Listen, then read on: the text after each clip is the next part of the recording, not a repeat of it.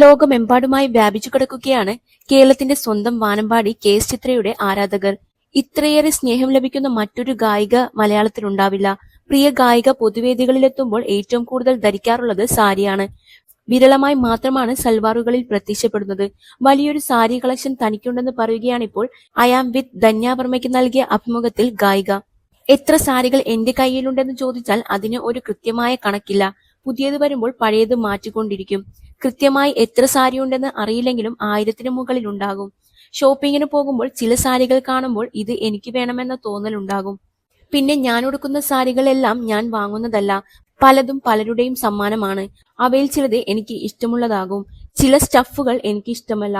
ആഗ്രഹിച്ചു തന്നതാണല്ലോ, ഞാൻ ഉടുത്തു കാണാൻ അവർ ആഗ്രഹിക്കുമല്ലോ എന്ന തോന്നൽ കാരണം ചില സാരികൾ ഞാൻ ഉടുക്കും.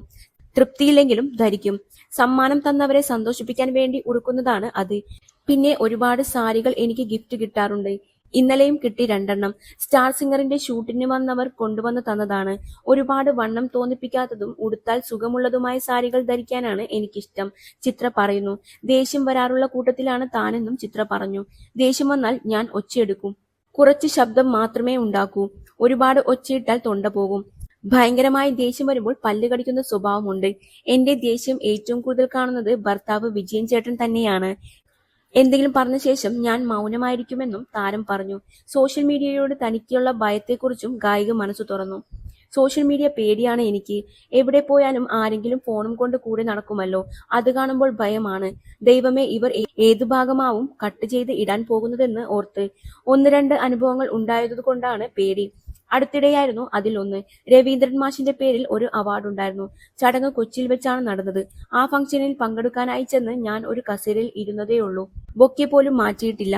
അതിന് അർത്ഥം സെറ്റിലായിട്ടില്ല എന്നാണ്. പരിചയക്കാരെല്ലാം അടുത്തു വന്ന് സംസാരിക്കുന്നുമുണ്ട്. അപ്പോഴേക്കും പിറകിൽ നിന്നും ഒരു അമ്മ വന്നു. ഫോട്ടോ എടുക്കാൻ വന്നതാണ്. അതിന്റെ ഇടയിൽ അവരുടെ കൈകൾക്കിടയിൽ എന്റെ മുടി അമർന്നു. അന്ന് തലയിൽ വേറൊരു വെപ്പുമുടി വെച്ചിരുന്നു.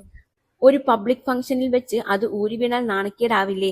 അവരുടെ കൈകൾ മുടിയിൽ അമർന്നപ്പോൾ എന്റെ തലയും ചെറുതായി വലിഞ്ഞു. അവരുടെ കൈ എനിക്ക് തട്ടിമാറ്റാൻ കഴിയില്ലല്ലോ.